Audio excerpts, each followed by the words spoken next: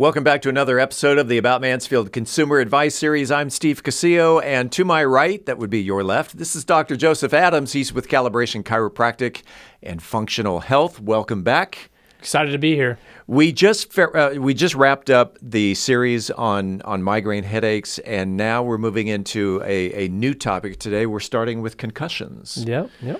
And let's just jump into really concussion 101. What is a concussion? Yep.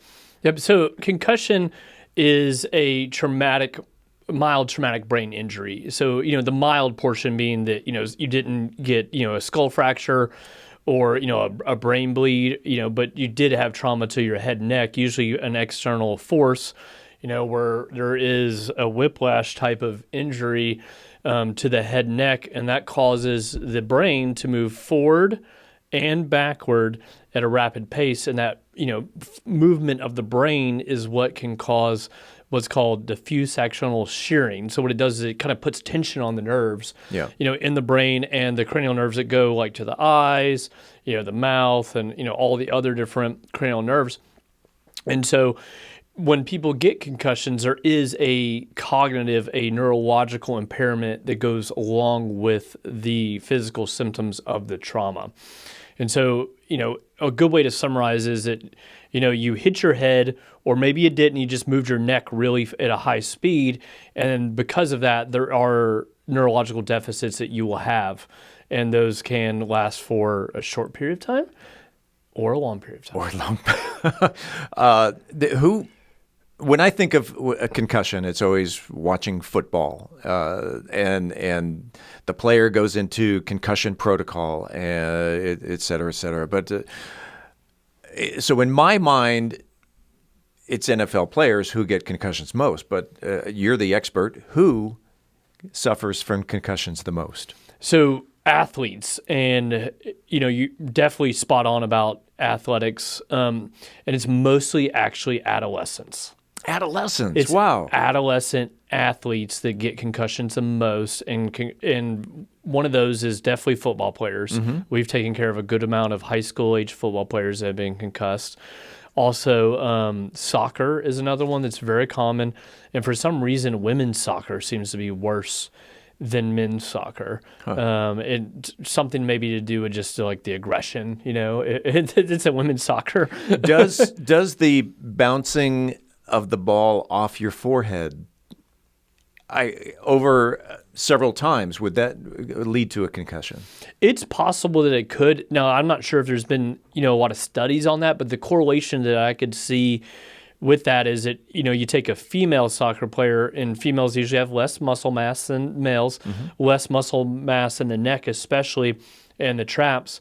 And so that would set you up to get a concussion, because one of the things that we've realized in the research is that the stronger your neck is, the less likely you're going to get a concussion, because it, provides a base of support for the neck, so the neck doesn't move as much. And so, theoretically, if you have a female player, doing a lot of reps of like headers, that could cause a concussion, or, damage to a degree. A lot of times it's contact, they run into another player, they hit the ground. So there's a lot of different ways, but definitely the biggest population is young athletes. And it's also really sad that it is, young athletes, because a lot of times I think their symptoms aren't taken, as seriously. And sometimes, the amount of workload on some of these athletes is high. Oh, yeah. Right? Because they're, they have all these practices, all this school. Select leagues now has become where, the competition gets really fierce. And that's when practices become a little more difficult. And so back to the adolescents then, not only in sports, but are there other ways that the adolescents are suffering from concussions? So, one of the things that we see most of, in our clinic is people who have long-standing symptoms, right? Yeah. So, because like most people do get over concussions within a short period of time, and I think we'll chat about that. But a lot of times, unfortunately, these adolescents that are concussed, the protocols that are put forth by the school districts aren't really up to par, because they're looking a lot of times it's just cognitive abilities. And so a lot of times the school districts have a protocol of doing an impact test, which an impact test is a cognitive impairment test that they take on a computer. And that's just one of the factors that's affected from a concussion. But they don't look at, like, is this person having, migraine headaches like every day, or dizziness, or, neck pain, balance issues, metabolic problems like GI issues, hormonal issues. And so it tends to plague them more than it should, because the return to play protocols and a lot of your school district protocols aren't really comprehensive enough. And so I think that's one of the reasons we see a lot more damage in that age than there needs to be. Let's say that I've bumped my head.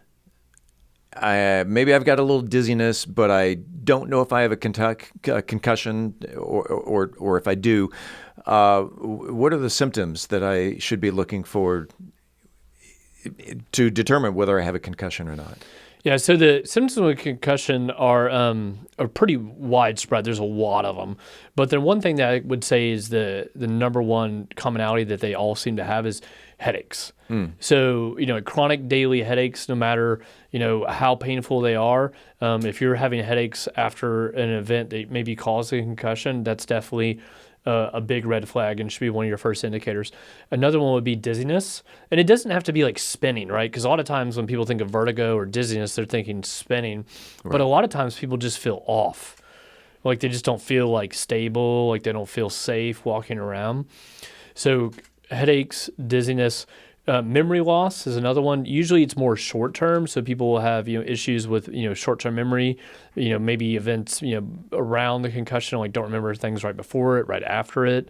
We can have a lot of fatigue, visual problems, so like blurred vision, sensitivity to light, sensitivity to sound.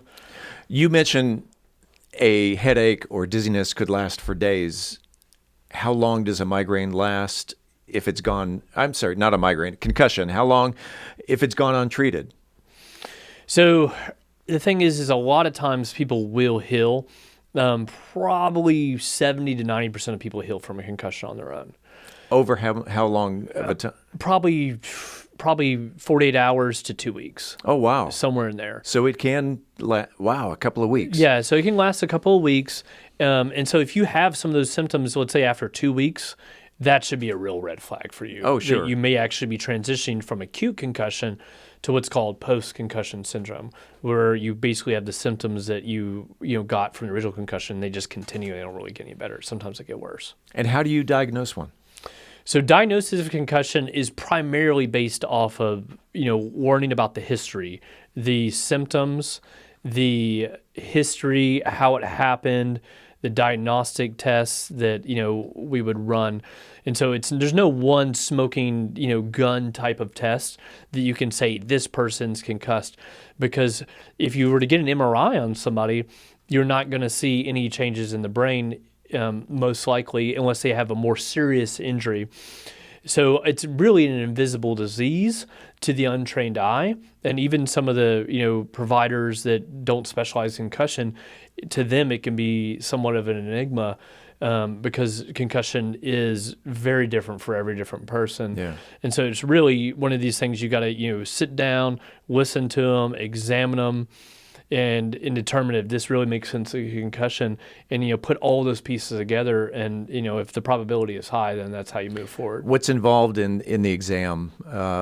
My guess is you're looking at eye movement, but what else is going on? So eye movements are one of the biggest ones, and that's why everybody sees it, looked at on the field like in a football game. Sure. Because when you get that concussion, a lot of times you'll shear or stretch the nerves that go to the eyes, and that is what causes the changes in their eye movement motility, and so that's one thing we look at. We look at it bedside, and then we also have a machine that can walk on their eyes in front of cameras and give us some objective data on that. And then the next thing we would do from more of a diagnostic standpoint is look at their balance and their coordination, because those are usually affected too. And so we put people on a balance platform and see how well their balance is. And then we also do coordination tests with them at bedside. And so by looking at eyes, balance, coordination, you can get a pretty good idea if somebody's being concussed. We are doing this in 10-minute increments, 10-minute nuggets of information, as we like to say. And this is just the beginning of a 5-part series on concussions. Dr. Joe, if someone wanted to reach out to you and find out more information about concussions, where can they find you? Yeah, so you can find us at calibrationmansfield.com. You can find us on all social media as well. Just look for Calibration Chiropractic and Functional Health. And we actually have some really good PDFs on the homepage of our website on concussion and some of the more complex stuff that we treat. CalibrationMansfield.com. This is Dr. Joseph Adams. That is another episode of the About Mansfield Consumer Advice Series. Dr. Joe, we'll see you next week. All right, see you, buddy.